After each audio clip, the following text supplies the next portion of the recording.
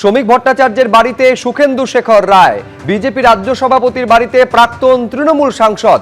সাধারণ মানুষ হিসেবেই শ্রমিক ভট্টাচার্যের কাছে এসেছিলাম। শ্রমিক ভট্টাচার্যের সঙ্গে সাক্ষাৎ নিয়ে এমনটাই দাবি করছেন সুখেন্দু শেখর রায়।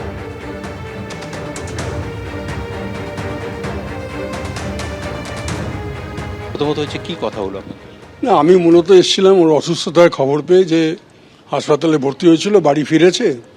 তাই মনে করলাম যে একবার তার সঙ্গে দেখা করে। ওর সঙ্গে আমার দীর্ঘদিনের জানাশোনা।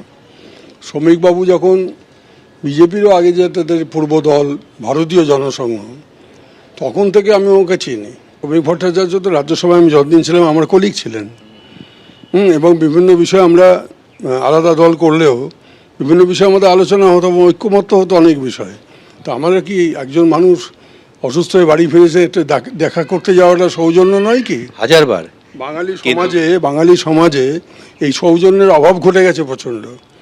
অবশ্যই এই সৌজন্যের অভাবটা আমাদেরকে পীড়া দেয়। আমরা তো প্রাচীন আমলের লোক, বুড়ো বট গাছ আর কি। অবশ্যই, কিন্তু মানুষ তো এটাও জানতে চায় যে আপনার মতো একজন মানুষ সে কি রাজনীতি থেকে সরে গেল, না রাজনীতিতে থাকবেন তিনি? না, আমি এই বিষয়ে কোনো সিদ্ধান্ত এখনো নিইনি। আপনি তো জানেন আমি হঠাৎ করে কোনো হঠকারী সিদ্ধান্ত নিই না। শ্রমিককে ভালো লাগে তার কারণ হচ্ছে উনি দেখেছে কারোর প্রতি কোনো শত্রুতা, জিঘাংসা, বিদ্বেষ প্রসূত হয়ে কোনো অসূয়া কখনো প্রকাশ করে না। তার ভাষার মধ্যে যে শালীনতা, তার ভাষার মধ্যে যে রুচিবোধ, আজকে তো গোটা রাজনীতি থেকে সেটা হারিয়ে গেছে। কি ভাষায় একজন কথা বলছে, চোখে মুখে শুধু হিংসা ছাড়া কোনো হিংসাত্মক ছাড়া কোনো ভাষার প্রয়োগই নেই। এটা কি?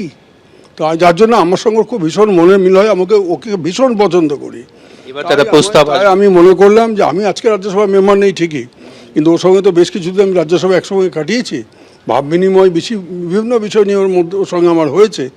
এই যে একটা ব্যতিক্রমী রাজনীতিবিদ, একটি দলের জাতীয় দলের এখানে রাজ্য সভাপতি, তার যে সম্মান, তো তার সম্মানকে অক্ষুণ্ণ রেখে আমি একটু সৌজন্য বোধ দেখাতে যদি যাই, তাতে অসুবিধে কোথায়? একজন নাগরিক হিসেবে তো আমি এসেছি আজকে আমার তো কোনো পদ নেই, আমার কোনো দল নেই। আগামী দিনে আপনাকে রাজ্যসভা থেকে সংসদে যদি দলের প্রতিনিধিত্ব করতে বলা হয় বিজেপির তরফ থেকে, আপনি গ্রহণ করবেন না প্রত্যাখ্যান করবেন? সেই পরিস্থিতি যদি তৈরি হয় কখনো, আমি বিচার করব। আজ কালীঘাটে মমতা বন্দ্যোপাধ্যায় বাড়িতে যখন ঢুকছিলেন তৃণমূল বিধায়ক কুণাল ঘোষ, সেই সময় তাকে লক্ষ্য করে ডিম ছোড়েন এক বিক্ষোভকারী। ডিম হাতে দাঁড়িয়ে আছে, সেখানে ডিম হাতে এখানে দাঁড়িয়ে আছে, কারা কারা বেরোবে অ্যাটাক করবে। এটা প্রাক্তন মুখ্যমন্ত্রীর বাড়ি, আর পুলিশ দাঁড়িয়ে দাঁড়িয়ে দেখছে।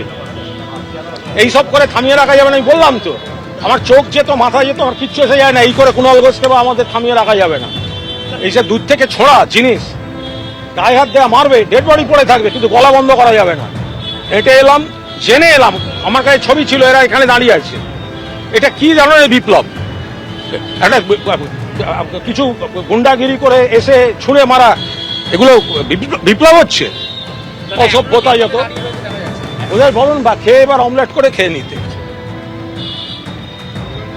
সরাসরি আমাদের প্রতিনিধি উজ্জ্বল মুখোপাধ্যায় আমাদের সঙ্গে রয়েছেন। উজ্জ্বল, আমরা শুনলাম তৃণমূল বিধায়ক কুণাল ঘোষ তিনি তীব্র ক্ষোভ উগরে দিলেন। দেখো, সেটা হচ্ছে যে কুণাল ঘোষের অভিযোগ যে তিনি যখন এখানে আসছিলেন তখন তাকে লক্ষ্য করে ঢিল মারা হয় এবং তাকে ডিম মারার চেষ্টা হয়।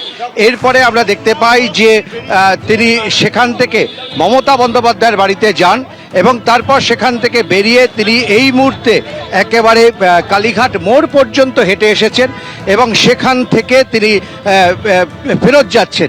তার বক্তব্য যে প্রাক্তন মুখ্যমন্ত্রীর বাড়ির সামনে তাকে যেভাবে হ্যাকেল করা হলো, তাকে যেভাবে ঢিল মারা হলো, তাকে যেভাবে ডিম ছোড়া হলো, এটা কিছুতেই চলতে পারে না। এবং তার আরও অভিযোগ যে এই গোটা ঘটনা অত্যন্ত একেবারে উদ্দেশ্য প্রণোদিতভাবে করা হয়েছে এবং যেভাবে এই জায়গাটা যেখানে অনেকে দাঁড়িয়ে রয়েছেন, এই চত্বরে দাঁড়িয়ে তাকে ঢিল মারা হয়েছে, ডিম মারা হয়েছে, এমনটাই তার অভিযোগ। এবং তিনি কার্যত এখানে স্পষ্ট জানিয়ে দিলেন যে এই অঞ্চলে তিনি আসবেন, তিনি এখানে আসবেন মমতা বন্দ্যোপাধ্যায়ের বাড়িতে, তিনি বৈঠক করতে আসবেন, মিটিং করতে আসবেন, কিন্তু যে বা যারা তাকে ঢিল মেরেছেন, যে বা যারা তাকে আক্রমণ করার চেষ্টা করেছেন, তিনি ভয় পান না। মমতা বন্দ্যোপাধ্যায়ের বাড়িতে তিনি যাবেন, কথা বলতে যাবেন, বৈঠক করতে যাবেন। এবং আবারও অজয় যে ছবিটা দেখাচ্ছে, দেখো এই জায়গাটা একেবারে ঘেরাটোপে বন্দি থাকতো, বিশাল পুলিশ বাহিনী তারা এই জায়গাটাকে ঘিরে রাখতো এবং এই রাস্তা দিয়ে কিন্তু কেউ যাতায়াত করতে পারতো না একটা সময় পর্যন্ত। এটাই ছিল এই রাস্তার নিয়ম। পালা বদলের পর এই রাস্তা খুলে দেওয়া হয়েছে, যদিও এখনো পর্যন্ত এখানে একটা গেট আছে, কিন্তু এখানে প্রচুর পরিমাণে পুলিশ থাকে। প্রাক্তন মুখ্যমন্ত্রী সিকিউরিটির জন্য পুলিশ রাখা হয়, এছাড়াও সবসময় এখানে পুলিশ মোতায়েন থাকে। কুণাল ঘোষ তিনি অভিযোগ করছেন, তিনি যখন এখান থেকে যান এবং সাংবাদিকদের সঙ্গে কথা বলছিলেন সেই সময় তাকে লক্ষ্য করে ঢিল মারা হয় এবং তাকে লক্ষ্য করে ডিম ছোড়া হয়। তিনি আহত হন এবং এরপর মমতা বন্দ্যোপাধ্যায়ের কাছে গিয়ে তিনি অভিযোগ করেন। উজ্জ্বল, তুমি আমাদের সঙ্গে থাকো। তৃণমূল বিধায়ক কুণাল ঘোষ তিনি বলছেন যে কেন তাকে এভাবে ডিম ছোড়া হলো। প্রাক্তন মুখ্যমন্ত্রী মমতা বন্দ্যোপাধ্যায়ের বাড়ির সামনে এরকম একটা ঘটনা ঘটলো, তিনি আজকে যাচ্ছিলেন মমতা বন্দ্যোপাধ্যায়ের বাড়িতে, সেই সময় তাকে উদ্দেশ্য করে ডিম ছোড়ে এক বিক্ষোভকারী।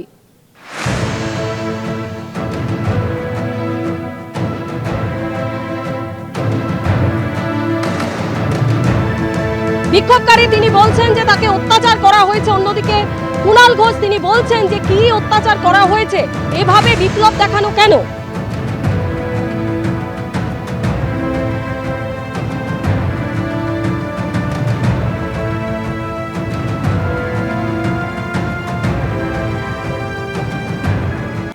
আর এবার যে খবরের দিকে নজর রাখবো, শ্লীলতাহানির অভিযোগে গ্রেপ্তার তৃণমূল নেতা জয়প্রকাশ মজুমদারকে নিয়ে সল্টলেকে তার বাড়িতে তল্লাশি চালাতে গেল পুলিশ।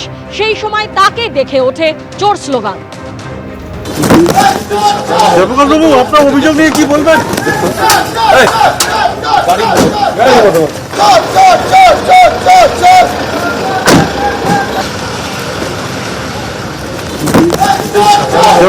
আপনার অভিযোগ নিয়ে কি বলবেন?